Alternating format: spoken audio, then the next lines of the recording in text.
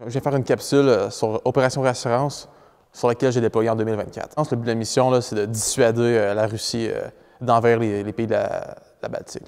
Moi, j'étais fusilier C7 dans un peloton d'infanterie mécanisée, sous commandement du Royal 22e Régiment. Au jour le jour, ce qu'on faisait là-bas, c'est qu'il y avait beaucoup d'entraînement puis de préparation. Puis ça, c'est dans le but, justement, que la dissuasion soit efficace en ayant un battle group qui est apte à travailler ensemble. Quand on n'était pas en exercice, on faisait des champs de tir, on faisait de l'entretien de nos véhicules ou de l'armement qu'on utilise là-bas. J'ai beaucoup appris sur mon métier. Une sorte de fierté, d'avoir servi mon pays à l'extérieur. Un peu comme un sentiment d'en vouloir plus. J'aimerais beaucoup redéployer, soit en Lettonie, soit en Angleterre, ou peu importe où est-ce qu'il va y avoir des déploiements dans le futur. Le plus grand défi que j'ai eu par rapport au déploiement, c'était la première fois que je prenais l'avion, la première fois aussi que je sortais du Canada.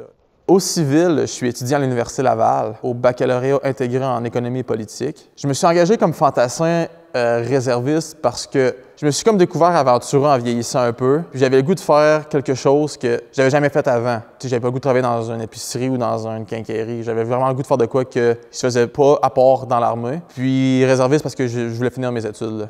L'opération Réassurance m'a donné l'impression de servir mon pays parce que actuellement c'est vraiment la plus grosse opération que l'armée de terre est impliquée au Canada. Donc d'aller là-bas, c'est un peu de supporter la mission principale au Canada.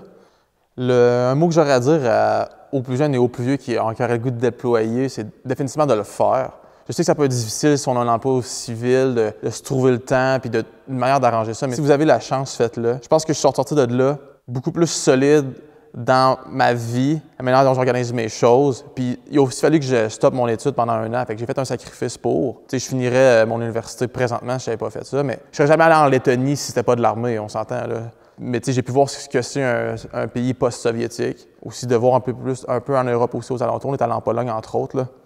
Il n'y a pas beaucoup de choses qui se traduisent de l'infanterie à la vie civile, je trouve, à part la discipline. La Lettonie, les pays baltiques, c'est un endroit un peu plus chaud, si on peut dire, géopolitiquement. D'avoir les 2 pieds là-bas, de voir un peu ce que c'est, ça permet vraiment de se grandir là, dans ce que c'est la réalité européenne, je dirais. Là.